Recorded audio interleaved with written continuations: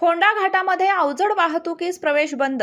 कोकण आणि घाटमाथ्याला जोडणारा महत्त्वाचा घाटमार्ग समजला जाणाऱ्या फोंडा घाट येथे अवजड वाहतुकीला बंदी घालण्यात आली आहे। अनेक पर्यटक या मार्गाचा कोकणात जाण्यासाठी उपयोग करत असतात।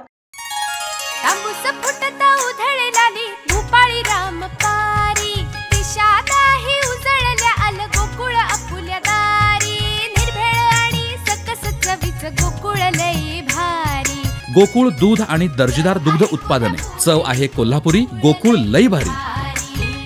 सध्या या मार्गामध्ये मोरीतील पाईप खचल्यामुळे रस्त्याच्या पृष्ठभागावर खड्डा निर्माण झाल्यामुळे तिथून हलक्या वाहनांची एकेरी वाहतूक सुरू ठेवून रस्ता दुरुस्ती करणे शक्य होणार असल्याचं निदर्शनास आलंय। तसेच इथून अवजड वाहतूक सुरू ठेवली तर अपघात होण्याची दाट शक्यता आहे।